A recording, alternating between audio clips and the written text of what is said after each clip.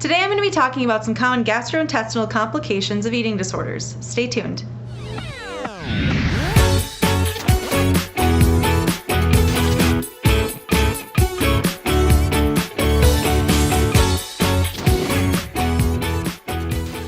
So some common issues that we see with eating disorders and the gut, specifically anorexia nervosa, but all of the eating disorders can definitely have gastrointestinal issues, are ones that really mimic IBS syndrome.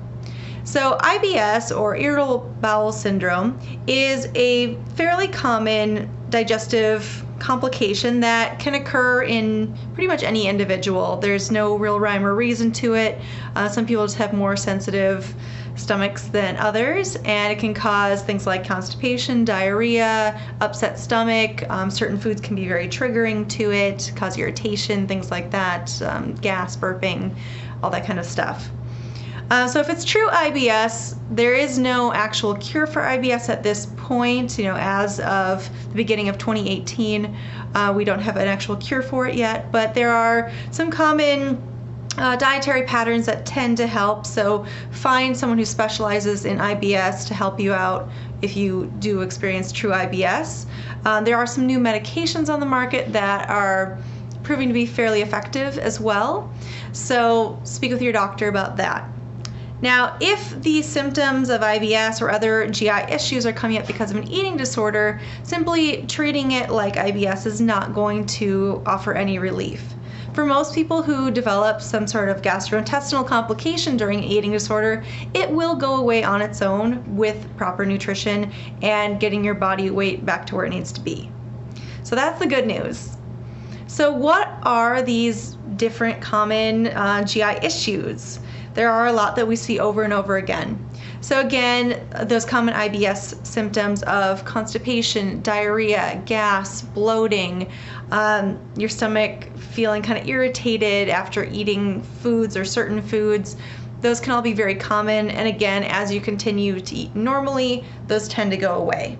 So that's a really good thing, especially in the first stages of recovery from being a restrictive eater. When you start eating more, you probably are going to experience these symptoms, and it's very, very common. A lot of people get freaked out because all of a sudden they're getting really bloated and they're feeling icky and they're having a lot of GI complications. But honestly, it's really just a common normal thing in recovery, and it does get better as time goes on and you continue to eat normally. So stick with it. It sucks for a little bit, but it does get better. Some other things that can be occurring in the GI tract with eating disorders, again, particularly we have issues when people have been restricting for a while. Not to say that it can't happen in binge eating and things like that, but we have more complications with not eating enough, one of which is delayed gastric emptying. So when we're not eating a lot of food on a regular basis, our body is really trying to eke out every nutrient that it can get because we're essentially in famine. So it helps the body to slow down the digestive process. So things are moving much more slowly through the GI tract. They are emptying out of the stomach at a slower rate. They are moving through the small intestine at a slower rate. And so we're trying to get as much absorption as possible. Sometimes that absorption isn't working out very well because the body does want it to go at a particular rate that feels more comfortable for it.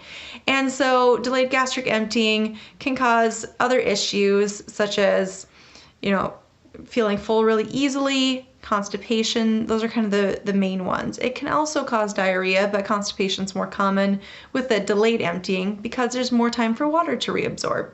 That makes sense. Another issue is feeling full very easily with eating. So after eating a small portion of food, you're feeling very full very quickly, or you're not noticing hunger as much. The reason for this is how much our stomach stretches or shrinks throughout the day. So our stomach can hold anywhere from a tablespoon to about a liter in food and fluid. That's quite a bit. And at any given time, it can hold that amount, but where it likes to hang out on just a normal daily basis depends on how much food you eat on a typical basis. So if you're eating very small portions of food, your stomach is getting very small. Now it can still stretch out, but when we stretch it beyond where it already is, there's stretch receptors in the lining cells of our stomach. And when our stomach stretches, it sends a signal up to our brain, and our brain says that it's getting full. So when our stomach is down very small because we've been having very small portions of food, it doesn't take very much for that to stretch and cause that sensation of fullness. So this is something that we see over and over again in people who are starting to eat a little bit more or wanting to work on recovery after restricting. And it's very, very discouraging because they're trying to eat and they're like, well, I don't want to eat. I feel sick. I feel full. I don't feel like I can put anything else in. And it's really just because of that stomach stretch happening. So what we need to do in that instance, I call it the 2-bite rule. I tell my clients to eat 2 bites more than they feel that they really want to eat at that point. So whenever they start feeling that fullness, eat 2 more bites. And this is something that as we build up day after day after day, those 2 bites really start to add up and the stomach starts stretching back out to a normal size. Also, usually the 2-bite rule is not so overwhelming for people. Obviously, if you need to be an inpatient or residential or some treatment level where they want you to eat certain amounts of food, you do need to push through and do it. Your stomach can handle it, even if your mind can't at this point. I promise your stomach can handle it. But if you're in an outpatient setting and you need to take it a little bit slower, try doing the 2-bite rule. Every time you eat 2 bites more than you feel you physically can handle, definitely will help. So another complication that can happen is having frequent diarrhea. So this is caused by water not being reabsorbed in the intestines and food, especially high sugar foods, moving through very quickly. So there's different kinds of diarrhea. One is lack of reabsorption of water. Another one is osmotic. So water is actually being pulled in because of certain things that are in the food particles that are being passed through.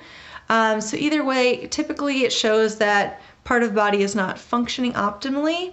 So it may be the kidneys, it may be the cells of the intestinal wall, it may be that you're not drinking enough water. So looking at some different causes there. If your electrolytes are off, that's the cause of the osmotic diarrhea. So making sure that you are actually getting your different electrolytes. So we do need sodium, potassium, magnesium, phosphorus, and some other trace minerals in order to keep our fluids in balance, to keep water in the cells, not in between the cells, to not cause that diarrhea.